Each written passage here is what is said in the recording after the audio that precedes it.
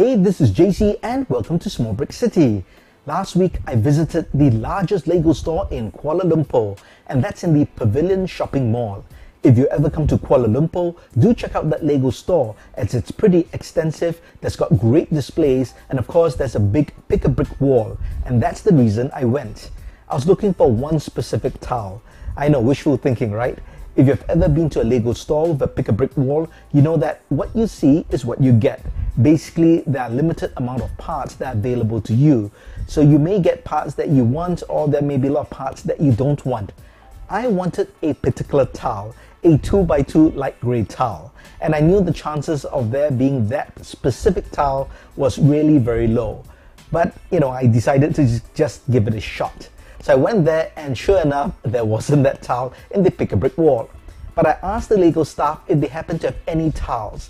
And he said, well, they have only one type of tile. It's not on display, but they have it in a box. And it's a 2x2 light grey tile.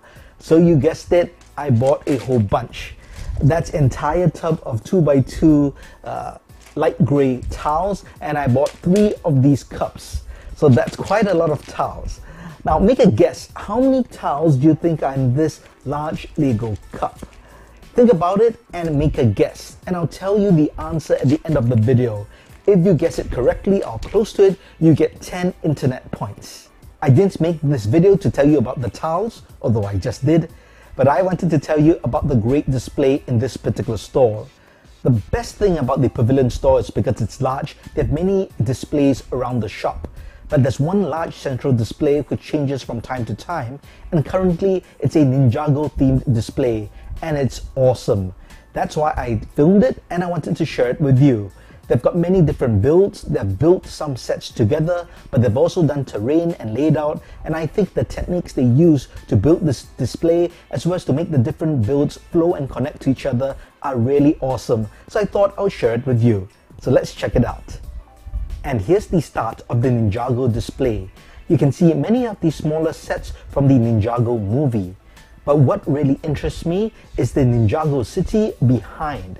And that's actually 2 cities built together but in a mirror build. And they've created kind of a central water area in the middle.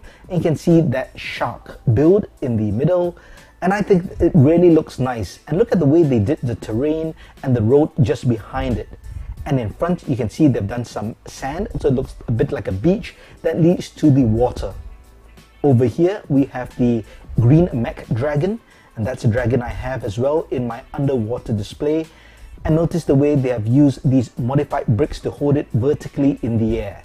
Over here we see some green terrain which leads up a hill to many different trees, and beyond the tree line we can see the front view of that double Ninjago city. I really like the way they created the flow between the Ninjago city, to the beach, to the greenery, up the hill, and down towards the water. Here in the water you can see the Destiny's Bounty in the back, a smaller ship on the rocks in front, and over here we've got a very nice skull face built into the rock. I think this is really lovely, and I would love to build something like this as a mock. The rocky texture has grass on top with the trees, making it very colorful and textured. Down in the sea below, you can see the Destiny's Bounty, and I really like the use of the transparent round studs to create this water effect. Notice how realistic water ripples are being created by these round studs. And the same effect is created for the legs of this particular build as well.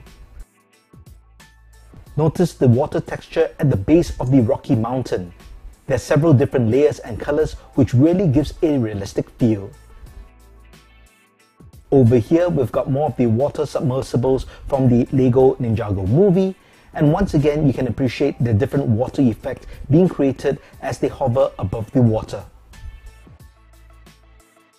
In the background we can see the continuing sloped rocky texture as well as the grass.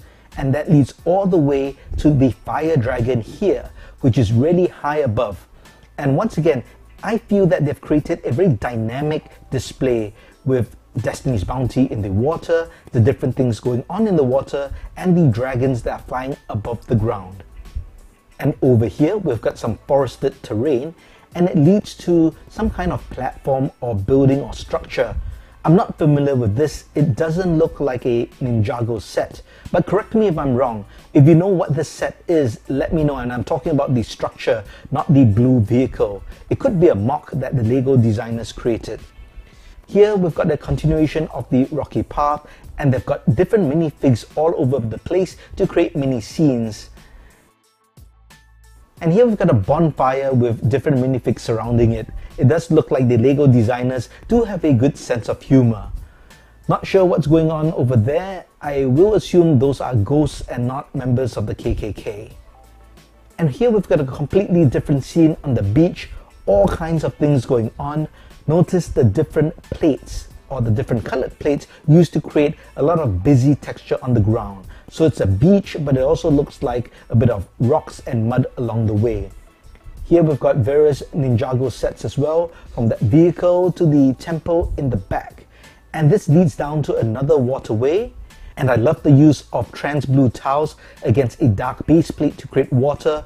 And that's of course from the Ninjago dock sets.